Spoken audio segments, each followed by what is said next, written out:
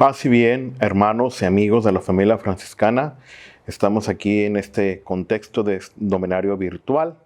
para las celebraciones de la fiesta de nuestro Padre San Francisco, continuando pues con estas reflexiones acerca de la regla o forma de vida de los hermanos menores. El capítulo que vamos a reflexionar en esta ocasión es el capítulo 8, que tiene que ver con la elección del ministro general, y el capítulo de Pentecostés. En este capítulo nosotros sabemos que se pasa de lo exhortativo, que habían sido los capítulos anteriores, a lo organizativo ya, en términos jurídicos, ya que al tratarse de un grupo en origen itinerante, reviste de características especiales que corresponden a las necesidades particulares, a las exigencias particulares del papado, y de mantener así su servicio a la fraternidad y, ¿por qué no?, pues también la misma catolicidad. Recordemos, hermanos, que estamos en una época en la que se dan muchas situaciones de herejía o movimientos carismáticos, ciertamente, que buscan una mayor fuerza en el seguimiento de Jesús o las enseñanzas de Jesús, pero que ciertamente discrepan un poco de la autoridad pontificia. Por eso, en este capítulo nosotros podremos darnos cuenta cómo la misma Santa Sede, el propio Francisco y otras instancias van a buscar precisamente salvaguardar la catolicidad del movimiento, dándole una estructura jerárquica que consolida las relaciones de obediencia y de catolicidad, como hemos dicho, del movimiento, frente a los movimientos heréticos de la época, como ya lo hemos mencionado. Se articula la figura del ministro general como vértice de la fraternidad, que garantiza su unidad. Se desprende posteriormente que el trabajo de los ministros provinciales y custodios, a la cabeza de las provincias y custodias. Finalmente, los guardianes como responsables de las fraternidades locales. El ensamblaje de todo esto es el capítulo general y provincial. En ello se dialoga y se llega a la formulación de las normas prácticas que regulan la vida de la fraternidad. Nos dice el capítulo: todos los hermanos estén obligados a tener siempre por ministro y siervo de toda la fraternidad a uno de los hermanos de esta religión, y estén obligados fielmente a obedecerle. Esta formulación no tiene paralelo en la regla de 1221, aunque en ella ya aparece perfilado con ciertos matices la figura del ministro general.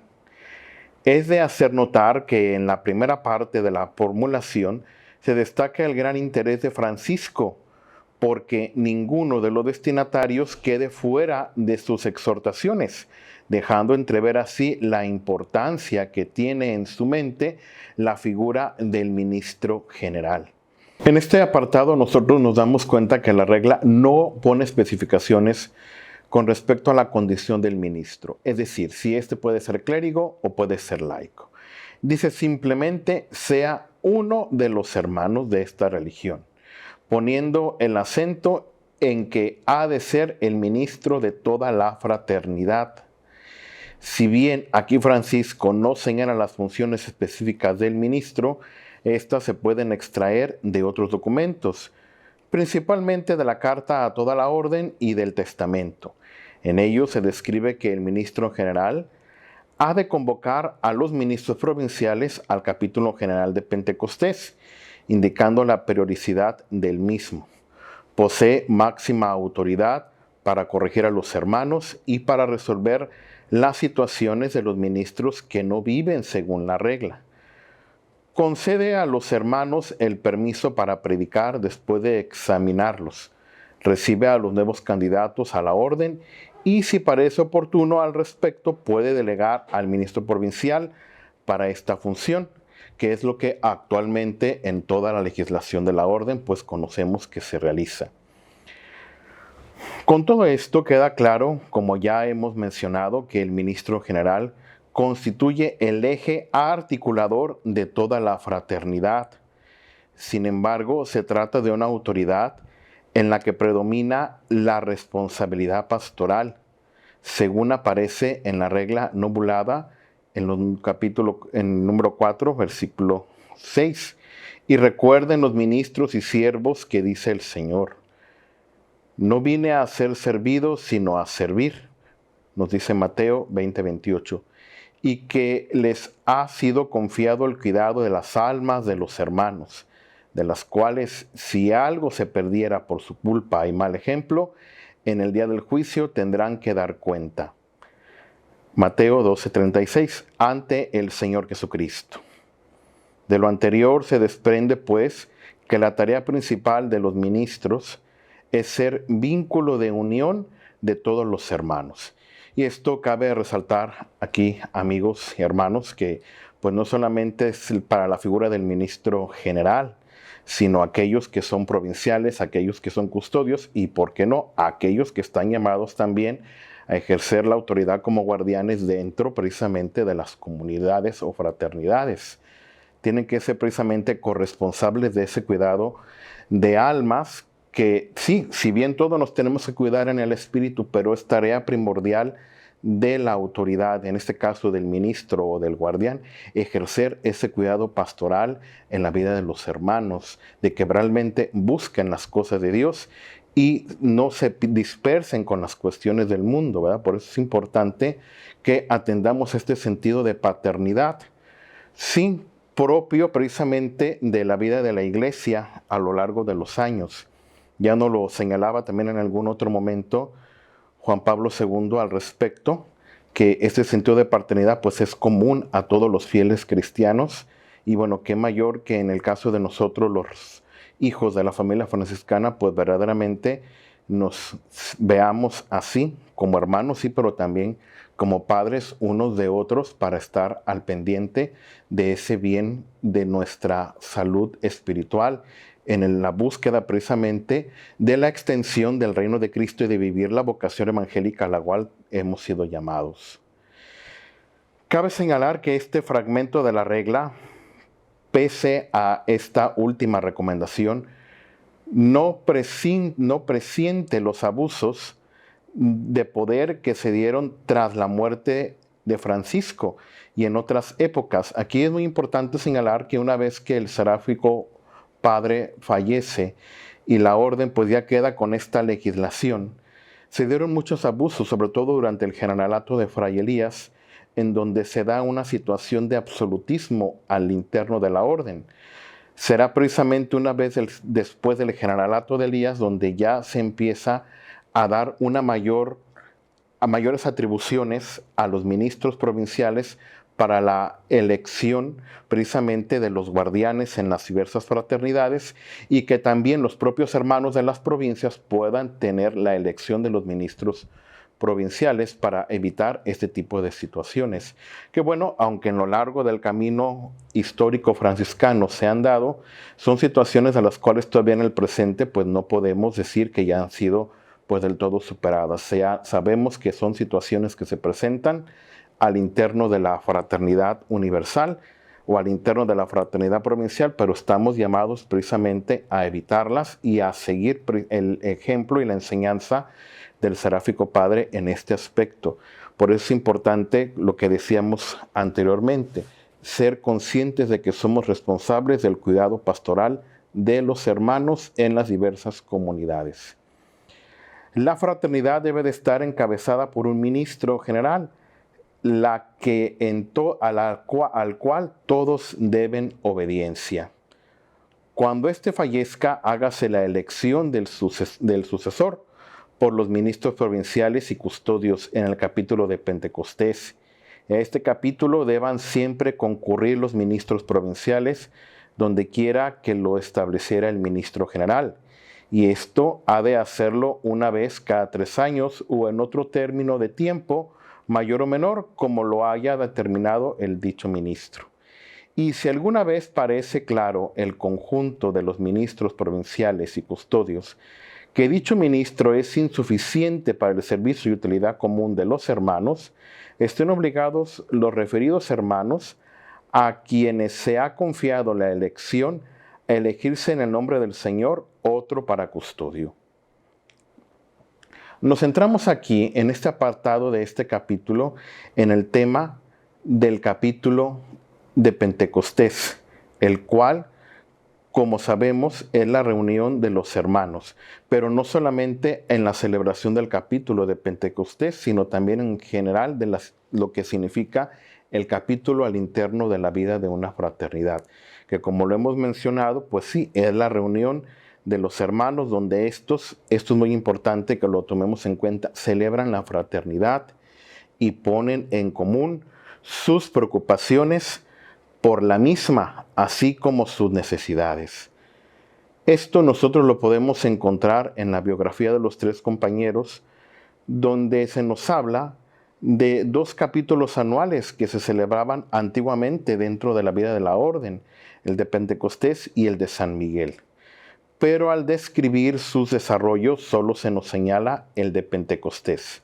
en el cual se reunían todos los hermanos en Santa María de la Porciúncula y trataban de cómo observar la regla y destinaban a los hermanos a las diversas provincias para que predicaran al pueblo. La regla de 1221 habla de 3 capítulos. Cada ministro puede reunirse con sus hermanos una vez al año en la fiesta de San Miguel, y donde mejor les parezca para tratar de las cosas que se refieren a Dios. Y todos los ministros, los de ultramar y los ultramontanos, una vez cada 3 años, y los demás una vez cada 3 años en Pentecostés, junto a la iglesia de Santa María de la Porciúncula, a no ser que el ministro y siervo de la fraternidad disponga otra cosa. Este aspecto, pues, hermanos, amigos, es interesante porque nos deja entrever cómo ya desde el principio la orden empieza a querer transmitir precisamente las enseñanzas que se discuten, que se ponen en la mesa en los capítulos, para que el resto de los hermanos se puedan percatar de lo que está sucediendo. Cabe señalar que para estas fechas, pues ya la orden todavía en tiempos de Francisco ya se empezaba a dividir en provincias, que ya había algunas provincias en Italia y otras tanto en Alemania como posteriormente pues se darán en Inglaterra. Y de hecho pues tenemos registros en las crónicas históricas de la orden de cómo precisamente ya cuando el capítulo general se restringe solamente a los ministros provinciales, pues algunos hermanos ya no pueden asistir y pues tienen que mandar pues algunos delegados al mismo. En este fragmento denota ya que el capítulo general de Pentecostés está indicado para los ministros provinciales, que era lo que comentábamos hace un instante. Esto después de 1221 por las disposiciones dadas por el Concilio IV de Letrán, que señala que a los abades y priores reunirse en capítulo una vez cada 3 años. Las disposiciones pues del capítulo en ese momento, del concilio, en ese momento, pues ya buscan una mejor organización dentro de la vida religiosa franciscana y en general de la vida religiosa en la iglesia. El concilio retoma esta iniciativa por parte precisamente de los hermanos cistercienses, quienes ellos tenían la costumbre de reunirse en cada determinado periodo de tiempo para de esa manera poder tener una mejor organización dentro de la orden. Esto mismo el concilio lo va a hacer precisamente para que el resto de las familias y órdenes y comunidades religiosas pues puedan tener una mejor organización dentro de sus vidas y puedan así contribuir mejor también a la evangelización y a la proclamación del reino de Cristo. Es importante pues señalar que después del capítulo de 1221, ese fue el último en donde se pudieron reunir pues la mayor parte de los hermanos de toda la orden para la elección del ministro en el capítulo de Pentecostés y poder recibir las exhortaciones directamente del hermano Francisco. Será ya en los capítulos siguientes cuando ya los hermanos, pues ya distribuidos en las provincias, van a recibir pues por parte de sus ministros provinciales estas exhortaciones y consejos por parte del mismo Francisco.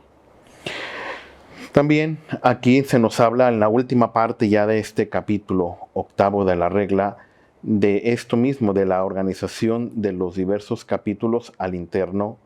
de la orden, ¿verdad? Como lo hemos dicho tanto en el capítulo de Pentecostés como el capítulo de San Miguel. Es importante, viendo ya una actualización sobre la situación de cómo vivir este aspecto de la vida de la orden en base a este capítulo, pues bueno, darnos cuenta, hermanos, amigos, de la importancia y del papel que juega el ministro general, como lo decíamos, como vértice precisamente de toda la fraternidad. Darnos cuenta también de la gran importancia que Francisco le da precisamente a esta figura, pero también nosotros ser responsables, como lo van a señalar otros autores, de la corrección. El capítulo tiene que buscar también la corrección común de los hermanos, y lo dice claramente ahí mismo en este apartado de la regla, de cómo se tiene que buscar el bien común dentro de la vida de la fraternidad. En una sociedad un poquito como la que estamos viviendo actualmente, en donde se ve muy impregnada la cuestión del individualismo, es bueno acentuar este aspecto de que el capítulo no debe de perder lo que en esencia es, ser el momento en donde se celebre verdaderamente la fraternidad y donde los hermanos verdaderamente busquen el bien común unos de otros. Eso sería uno de los elementos importantes que podríamos nosotros poner en práctica, como hemos dicho, ante esta situación que hoy en día vivimos, en donde cada quien, de acuerdo a las ideologías modernas, pues se busca que cada quien viva lo que le parece mejor, lo que cree más conveniente, lo que a mí me gusta, lo que yo quiero, lo que a mí me suena más atractivo. Y bueno, tenemos que recordar que estamos llamados no a vivir en una situación de aislamiento o de individualidad, sino vivir en una situación de fraternidad, buscando, como decíamos, esa celebración de lo que es la vida en común unos con otros. Y eso sería un gran aporte que nosotros, los hermanos hermanos menores, podríamos darle precisamente al mundo en nuestra actualidad, ¿verdad? Tratar de buscar esa vivencia del bien común, pero sin perder de vista ciertamente el verdadero también sentido de la obediencia, y no ver la obediencia ciertamente como una carga o a una situación muy pesada hacia la autoridad, sino verla precisamente como lo que el mismo Seráfico Padre lo señala, pues un don, en donde nosotros los hermanos nos ponemos precisamente en las manos de de la autoridad, confiando en que la voluntad de Dios sí se manifiesta precisamente a través de él, pero también recordarle, ¿por qué no? Muchas veces es lícito y es necesario recordar a la autoridad, como decíamos más anteriormente, que también él tiene que velar precisamente por el bien pastoral del cuidado de las almas y de la vida espiritual de los hermanos, no solamente de la feligresía en este caso, que tenga precisamente bajo su cuidado o su responsabilidad. También es importante señalar en medio de este ambiente que nos toca vivir en el tiempo actual, que muchas veces se diera la impresión de que al salir de una entidad de la orden y dirigirnos a otra, pareciera que estamos viviendo en dos órdenes distintas o en dos modos precisamente de entender o de interpretar precisamente la forma y vida de los hermanos menores, ¿verdad? Y es importante ser conscientes de que, bueno, la orden tiene una identidad propia, tiene una esencia propia, y es tarea de nosotros el evitar que se dé precisamente esa impresión de que aquí en esta provincia nosotros vivimos aquí, en esta otra nosotros vivimos acá. Sí, se entiende que son las situaciones culturales, las situaciones históricas, las situaciones sociales de cada país o cada lugar donde la orden se encuentra, pero nosotros no tenemos que perder precisamente, como decíamos, lo esencial, que es lo que el Seráfico Padre quiso remarcar precisamente en esta cuestión de la figura del ministro general y en la figura de los capítulos, como elementos fundamentales que nos ayudan y garantizan precisamente la unidad de toda la orden. Por eso es tarea también de nosotros en particular, no solamente de los frailes, sino, por qué no decirlo, también de los propios hermanos aquí de la Tercera Orden franciscana, pues cuidar estos aspectos y estos detalles, de no perder precisamente lo esencial, lo que significa vivir la celebración del capítulo. Decían algunos comentaristas que una vez que la orden llega a una estructuración tal dentro de la configuración jurídica de los capítulos, pues la aristocracia y la burocracia como que poco a poco hicieron perder el verdadero elemento fundamental del capítulo, que era precisamente hablar de las cosas de Dios y tratar del bien común de los hermanos, y centrarse solamente en la cuestión organizativa y administrativa. Y ciertamente es una falla que hoy en día pues parece que seguimos teniendo muy marcada y muy enraizada en muchos de nuestras fraternidades, sea locales, sea provinciales, y es algo que también, como parte de la celebración de los 800 años de la aprobación de la regla, pues tendríamos que rescatar precisamente espíritu que inspiró a Francisco para que la figura del capítulo pues no se vuelva solamente una institución organizativa, administrativa, sino que retome precisamente ese carácter celebrativo, ese carácter de la vida, de la fraternidad, donde los hermanos tengan la confianza realmente de poner sus preocupaciones y sus situaciones en común para el cuidado de la misma fraternidad, pero también para celebrar la vida misma y celebrar el don de la vocación que el Señor nos ha dado a cada uno de nosotros, que ese era el espíritu que animaba precisamente al seráfico Padre, la gloria de Dios antes que nada, y la vivencia precisamente de la pobreza de Cristo en ese sentido, para aprender a la desapropiación incluso de muchos de nuestros gustos y placeres. De hecho, el mismo Francisco y otros documentos lo van a señalar, que no nos adueñemos de las prelacías, que eso pues es un atentado verdaderamente, no solamente contra la vida de la pobreza, sino incluso contra la vida misma del alma, ¿verdad? Que seamos capaces de pues también saber vivir ese espíritu de desapego a las cuestiones de la prelacía y saber vivir la prelacía como un oficio de servicio, ser eso, ministros, ser servidores, ser aquellos que propician precisamente el seguimiento de Cristo, como Él mismo nos lo señala en el Evangelio, siguiendo eso que el Señor nos enseña en la última cena, cuando le limpia los pies precisamente a sus apóstoles, en donde Él se despoja precisamente de su manto, que señalaba precisamente la dignidad que Él tenía para ser precisamente el servidor, pero al mismo tiempo aquel que te incorpora de nueva cuenta a la dignidad de hijo de Dios que tenemos precisamente por el bautismo. Y es lo que Francisco pues también de una u otra manera quiere hacer hincapié en el ejercicio de la autoridad dentro de la vida de la fraternidad. Hermanos, que la celebración de este 8º centenario sea verdaderamente para nosotros una oportunidad,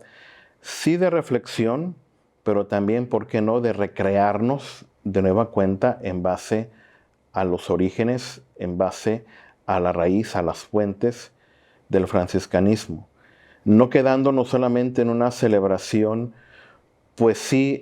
folclórica, que a veces se da mucho dentro de nuestras comunidades, sino que se vuelva también eso, el volver a las fuentes para retroalimentarnos mutuamente, volver a reinventarnos, pero sin perder la esencia, sin perder lo fundamental, que es el espíritu verdaderamente que el seráfico Padre quería para sus hijos.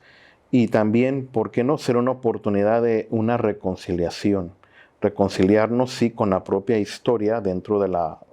vida de la orden, dentro de nuestras vidas fraternas, en las comunidades donde nos esté tocando prestar un servicio en este momento,